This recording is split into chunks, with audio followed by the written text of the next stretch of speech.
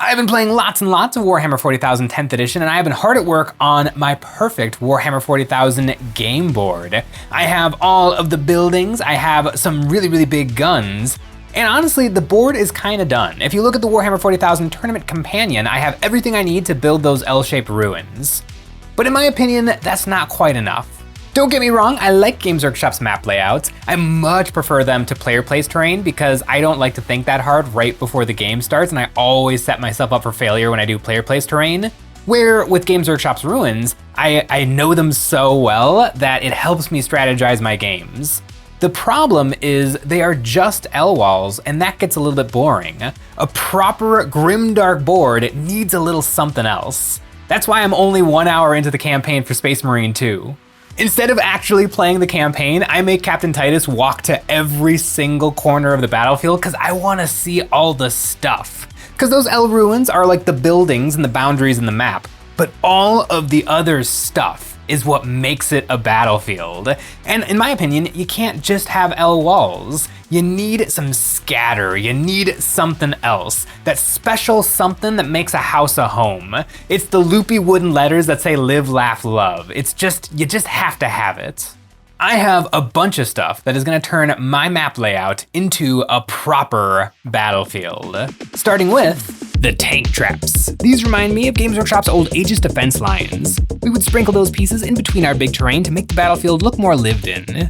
These traps are just tall enough to give infantry some much needed cover. In 10th edition, vehicles are dangerous, so you want all the cover you can get. To get these pieces painted, I want to use as many tricks as I can to get a lot of detail on these easily. I mix some red and orange together into my airbrush to make a rusty brick color, and I spray this right onto the resin. This is in preparation for one of my favorite techniques. I grabbed my bottle of liquid mask and poured this onto a playing card palette. Then I took a piece of sponge, loaded it up with wet silicone, and started sponging it on. This will create a temporary barrier between the rusty red and the next layers of paint. And another secret tip is to spread out the excess silicone and let it dry. This will be important later. I base coated all the traps with an army green, and then I put a lighter desaturated green and sprayed this on from above to make a gradient. I didn't spray too much of this light green. I just want this to be the light glistening off the raised areas. Now it's time to get rid of the silicone and reveal the red underneath, and I have found the best way is to rub more silicone over the surface to pull up the sponging. And this brings me back to my silicone puddle. It's all dry now, so I rubbed it off, making a big silicone booger, and I use this to rub off the chips. I usually hate masking, but this effect is really easy and quick to do. I've owned liquid mask for years and just recently stumbled upon this trick. And it's a good idea to hold onto the booger. You never know when you're gonna need it. This step seems really violent, but I have yet to pull up any paint, even with unprimed minis. I chalk that up to these parts being printed out of the best 3D printing resin, Sorayatech. Sorayatech resin is the best quality 3D printing resin, and we have a code if you guys want to try for yourself. Use EonsOfBattle to get 8% off your order of fast navy gray. Now for all those decorations. To make these things look their best, I base coated them in black, and this will make the shapes jump out from the rusty metal and paint layers. Once that was dry, I hit the chains with the dry brushing, doing one coat of dark gray and another coat of light gray. Now for the spooky skulls and candles. I base coated the skulls in brown and then did some highlights mixing brown and tan color to build up the look of these faces. I don't know if it's an honor or a punishment to have your remains chained to a wall. I'm sure it makes the trap more effective though. Then for the candles, since they're right next to the tan skulls, I decided to go with a red wax, doing a dark red base coat and then highlighting with a bright red. Then I threw some white ink into my airbrush to do some object source lighting, doing a little poof behind each candle flame, and later I picked out the candle flames with some white paint. Once I did this, I threw some yellow contrast paint into my airbrush and sprayed this over top. This yellow really shows up over the white, but I don't need to worry about it covering up any of the other colors. Now my tank traps are ready to protect my front lines from Sean's mechanized guard army, otherwise known as 5 Russes and 2 Dorns. These small pieces can live in between the ruins. Standing less than 2 inches tall, they don't do much to prevent large vehicles from rumbling behind enemy lines, but they do provide good cover and movement protection for all the infantry running around. But not too much. The enemy could get a lucky shot off if you're not too careful. The next piece of terrain I want to bring to my board is a classic piece of terrain, the Mighty Hill. A ubiquitous feature of gaming tables, usually in a natural setting. It's actually pretty hard to do it in an unnatural setting. In an urban environment, the hill gets a little tricky, but I think there's a way to do it. What is a bridge but a little man-made hill? And prefabricated bridges are a classic feature of modern and I'm sure futuristic battlefields. These hills assemble into little ramps that provide some nice cover and high ground for infantry and vehicles. I started out hosing down these parts with an olive drab, and then sponged on some rusty orange. There is a ton of surface area on these suckers, so sponging will get this effect done quick. After that, I base coated all the hazard stripes with white paint, and once they had a coat of white, I hit them with a contrast yellow paint. I find yellow acrylic paints don't have great coverage, so this 1-2 punch gives me good enough yellow as quickly as possible. Now my prefab floors are coming to life. To bring out some details, I gave everything a light dry brushing of tan. Now my tech hills are clean, I want to dirty them up. I made up a puddle of brown paint with a few drops of flow aid. I randomly splashed this onto the panels and then quickly came in with a wet paper towel to wipe it off the raised areas, leaving it thick in the recesses. This brown also stains the other colors, making them look dingy and dirty. Once that was dry, I sponged on some gunmetal paint for chips and my pop-up roads ready to decorate my battlefield. When I set up a battlefield, I really like changes in elevation. It's tricky to do, flat is nice and easy, but I think hills are worth it to make the battlefield feel more real. And it lets me live out my Obi-Wan Kenobi fantasies of having the high ground, jumping down to engage Sean in glorious close combat. These bridges are in pretty good shape, it's time to move on to something a little bit more destroyed. The next thing on my smorgasbord of battlefield debris is something ripped straight out of Dawn of War. Games Workshop stopped selling these years and years and years ago, and I never understood why because it feels like something integral to 40k, and I'm really excited to have a couple on my battlefield. Blast craters. All Warhammer stories are full of supersized shells. After a few minutes of conflict, most battlefields probably look like the surface of the moon. And our hapless infantrymen have to navigate these death fields. Over time, these holes become makeshift bunkers and trenches, complete with weapons and ammunition. I started out base coating these pieces with a mid-tone gray. Since this is ground and not nice military hardware, I want to introduce some texture, and for that I put some light gray paint into my airbrush and turned down the air pressure until the paint was just spitting out of the brush. And I gave all the pieces a once-over of tiny dots. Once my parts were looking like a gravel driveway, I loaded up my biggest dry brush with light gray paint and gave everything a heavy dry brush, highlighting all the jagged edges of the pushed out ground. All this is undercoating for the colors I want to add next. And speaking of color, I started out with an airbrushing of an ink. Transparent Burnt Umber. This transparent paint will tint what's there without covering it up, and I did the same thing with the transparent indigo, ghosting this on everywhere that didn't get browned. Now onto some brushwork. I mixed some black and brown speed paint together to make a really dark soup and splashed this in the corners of the craters, making these areas nice and dark. This also does a good job of shading all the decorations so that they'll pop when I paint them. I picked out the little laser flashlights with a coat of dark army green and I did a highlight of a light green. Then I picked out the metal bits with a gray, and I decided to get a little bit fancy and do some edge highlights, and then I moved on to all the empty shells. I'm sure each of these craters has provided some much needed cover for mortar teams, and so each one is laden with spent shell casings strewn all over. I hit these with a base coat of brown and then did highlights of earth brown, doing little lines to make it look like milled brass. There are some candles here too. I hit the flames of these with some yellow paint, leaving the skulls in wax brown, like they were coated in days and days of dust and debris from the battle waging on. I have spent thousands of hours shoving my Dawn of War units into blast craters to quickly give them some cover from enemy fire, and I can't wait to do it in real life. On the tabletop, it's often a battle between big squadrons of troopers and titanic vehicles running around, but it's important not to forget about all the little 5 and 3-man squads that need some protection too. My Sword Brethren squads will fit perfectly in one of these little foxholes. The tagline for Warhammer 40,000 is, "In the grim darkness of the far future, there is only war." That is partially true. There is war and the logistics for war. The Games Workshop catalog is very vast, but probably only scratches the surface of all of the different stuff that is needed to actually get these wars happening. As cool as things like chimeras and russes and baneblades are, every once in a while you just need a good old-fashioned truck full of bullets. And speaking of trucks, how about a super truck? Something that can haul anything a growing army needs, with some trailers to hang off the back and a cloth canopy to keep the acid rain off the precious ammunition. To start out my truck, I went back to the tried and true rusty base layer and silicone sponging. I tried to go a little lighter on the truck so it's not quite as demolished as the tank traps. Then I hit everything with a coat of dark army green. Then a highlight of a lighter desaturated green to accent some of the details and shapes that make up the car. And underneath I sprayed some brown.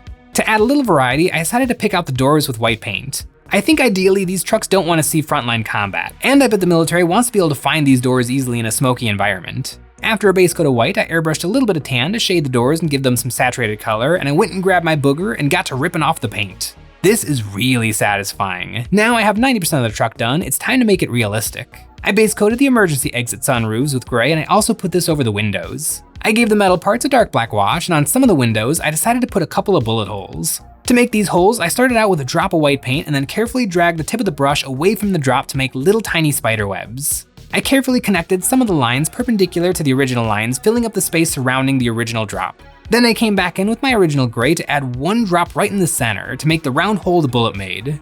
To add some grime, I went and grabbed the brown soup I made for the bridges and glazed this over the armor, using a wet paper towel to wipe off the excess. And I used the dark speed paint soup from the blast craters to make the spots even darker. I used some gunmetal paint and a big ol' sponge to add some metal chips, just a little bit. These are the freshest paint chips, so they haven't completely rusted over yet. Now the truck body is done, it's time for those wheels. I airbrushed the wheels with the black paint, and then I gave each wheel a zenithal of a dark gray. This gives each wheel an up and down, so I made sure they all matched when I was gluing them down to the car. For the hubcaps, I did a quick dry brushing of gunmetal, and my truck was nearly ready. The only thing left is the cloth top. It doesn't do much for protection, but at least it keeps the bullets dry. Mostly, there's a few holes, but what are you gonna do? I sprayed this with a dark brown gray and then highlighted all the ribs with a tan color. Then I hosed down the whole piece with speed paint bony matter, bring out all the texture in the sculpt. I dry brushed light tan over everything and then picked out all the little bits of exposed metal with some metallic paint. Now, my little engine that could is ready to roll. A truck makes for a fun narrative detail. We hear so much about the frontline combat things during a battle, but there must be planets of behind-the-scenes supply and logistics people keeping these planet-wide crusades functioning. And you never know, if the front line gets pushed back far enough, a big armored truck can provide some nice cover for the remnants of a battle company. With the truck done, now it's time for all those things this truck hauls around. Alright, there's only one thing my battlefield needs, and that is the littlest pieces of terrain. Little terrain isn't just for a kill team, it is also really important for 40k, you just need kind of a lot of it. But those little tiny pieces are what makes it feel like Space Marine 2, or like one of the pictures in the Games Workshop codexes. It's the little spice that completes a battlefield. Pallets full of boxes. Whether you're a Space Marine company heading out to the front lines, or the 169th wave of guardsmen defending a stronghold, you need lots and lots of supplies. I also have some extra bits and bobs that I can sprinkle around to have more variations of things on the pallets. Sometimes the guardsmen get greedy and open their Christmas presents early and steal some of the brand new lasguns. And any fans of Star Wars Battlefront will recognize a little laser turret. You can't leave your supplies unguarded, and these are made so a 25mm mini can perfectly slot in and man the gun. To paint up these things in a timely fashion, I started out priming everything in black, and then I zenithalled these parts with a warm white color. This is in preparation for some speed paint glazes, and I find a warm color keeps things looking bright and saturated compared to the more typical black and white zenithal. For the pallets, I went with a black speed paint, thinned down 50/50, so it looks like some cold metal, and I put this over the gun turrets too. And for the lasgun crates, I found a military green speed paint. This is a little tricky as speed paint likes to flow, so when I got to the danger zones, I held the parts upside down so I had gravity on my side to help keep the paint flowing into the spots I didn't want it to. For the barrels, I picked a bright red. We all know from video games, all barrels are one stray bullet away from exploding in a deadly fireball. And for the small boxes, I painted them in yellow. I don't know what's in these, small handguns, rations of food, maybe grenades, but I find having one light color helps break up the set. Now I have some color and contrast on these minis, I want to add a little realism, and for this I grabbed one of my all-time favorite colors, Raw Umber Ink. This is a semi-opaque color and it'll brighten, tint, and highlight anything it goes over. This color, on top of all the different colors I have, will bring them together and make them feel more realistic. And after this dusting, I gave everything a quick dry brushing a light gray. My colors are so saturated, I don't have to worry about this dulling my colors. Now for those exposed flashlights, I hit them with an army green, picked out the metal bits with gray, and then gave them a dry brushing of light green. And then I threw Null Oil Wash over all the guns. All right, now that I got the last finishing touches on this terrain, the only thing left is to see what it all looks like together. Oh, add one to the counter. The battlefield support. The bridges, the blast craters, the truck, the ammunition, the tank traps, all available from EonsOfBattle.com as of the month of March. Seeing the fall part 1, the buildings, part 2, guns, part 3, battlefield support, all together. It is a massive amount of terrain. Honestly, this is 2 40k boards worth of terrain. I'm gonna have to write some escalation leagues to make use of all of this terrain. I know Sean is really interested in starting an Eldar army. Look at it all.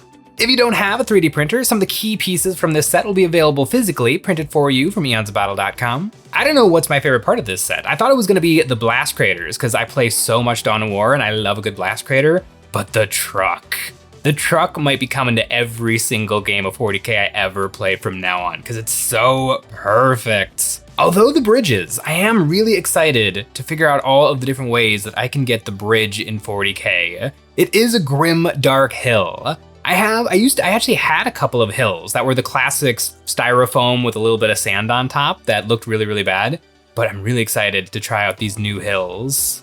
Honestly, seeing it all together, this is in my head, what is happening when I'm playing a game of 40k. Often I'm playing with some of my MDF stuff, or I'm playing at the local shop with their 3D printed, like 1 FDM 3D print piece of terrain. And the game is still cool, it's still 40k, and in my head, I add that Space Marine 2 filter on top of everything so that it all becomes real. But now it's all real, physically. This is like the ultimate version of a little Christmas village that people set up around their Christmas trees, but like scary and full of guns. This has been a Herculean adventure getting all of this terrain done, and now the only thing left is to play a whole bunch of games on this terrain.